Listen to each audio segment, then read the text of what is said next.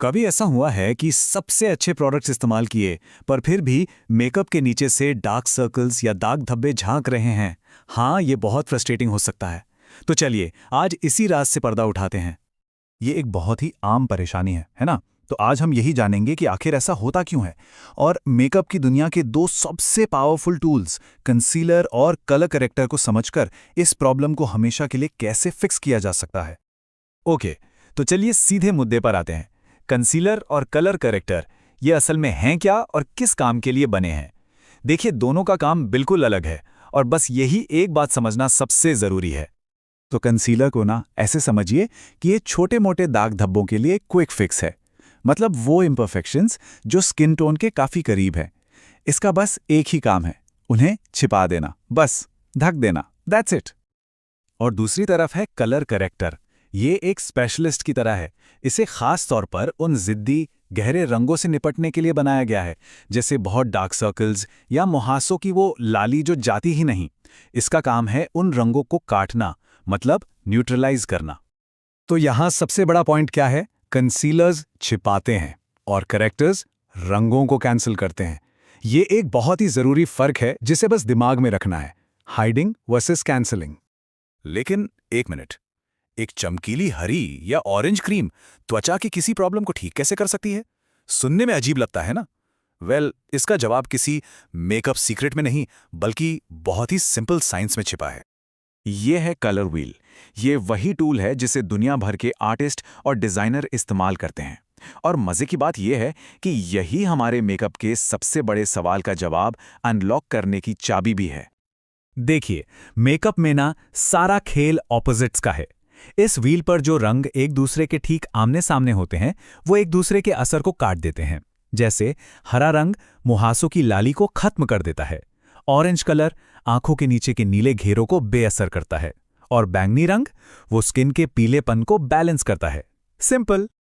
अब आते हैं सबसे जरूरी, सबसे क्रिटिकल स्टेप पर। ये वो कड़ी है, वो पुल है जो एक चमकीले रंग को लगाने और एक नेचुरल परफेक्ट स्किन फिनिश पाने के बीच में आता है। और ये वो स्टेप है जिसे ज्यादातर लोग भूल जाते हैं।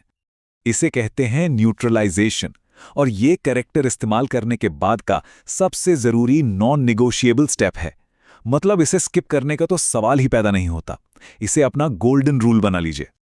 जरा सोचिए, अगर ये स्टेप स्किप कर दिया तो क्या होगा? वो ऑरेंज या ग्रीन कैरेक्टर फाउंडेशन के नीचे से झांकेगा और स्किन थोड़ी ऑरेंज या हरी दिखेगी, और यकीनन वो लुक तो किसी को भी नहीं चाहिए।